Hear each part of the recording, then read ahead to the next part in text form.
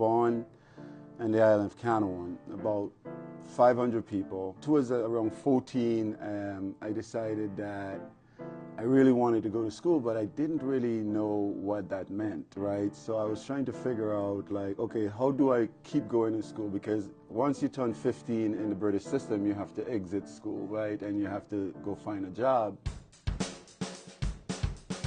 I was refereeing a game, and I saw a tall, very athletic person who couldn't play a lick of basketball. You. And every once in a while, as a referee, you get distracted by an athlete. And I got distracted by you. I remember distinctly coming up to you after the game and saying, you know, you're probably a good enough athlete to get an education in the United States. Yeah. That's when we met. For me, the first year was almost like trial and error. I mean, I was in an institution, Cardinal O'Hara, over 3,000 kids.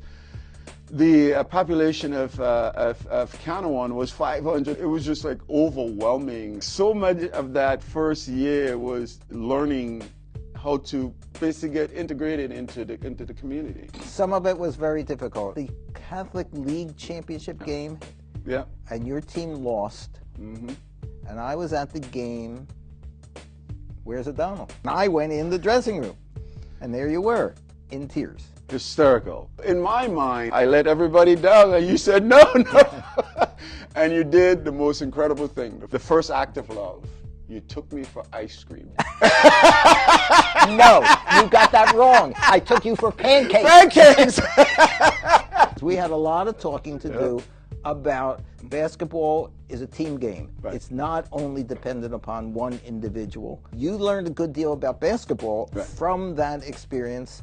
You learned a good deal about me being supportive in adversity. Nobody avoids adversity if you're going to be doing big-time sports.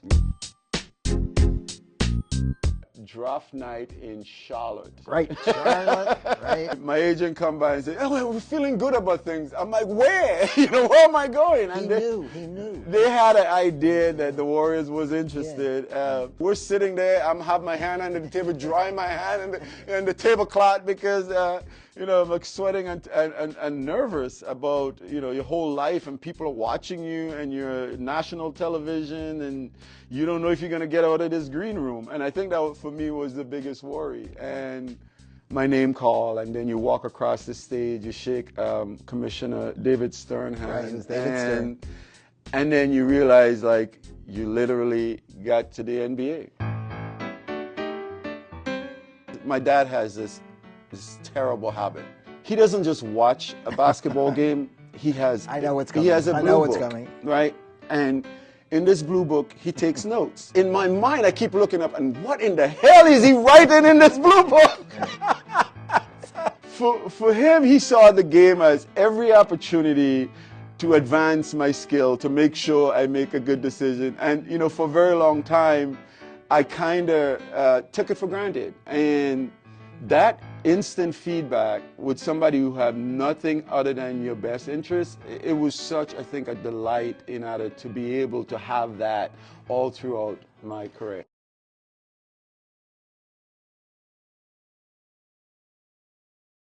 We had the championship, Patriot League championship, and we're having this conversation. And after this class, it's supposed to be a shoot-around before a national televised game. Class got over, and a group of us continued to have this conversation, forgetting that I had a practice. I go to the door and I knock with a big smile, and I was like, Coach, you won't believe it. There was such a great conversation in class. Man, it was riveting. I'm sorry I missed the shoot-around. And, you know, I could just see steam coming out.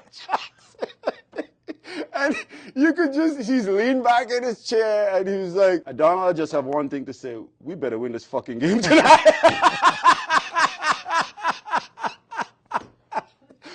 We did. I made sure of that.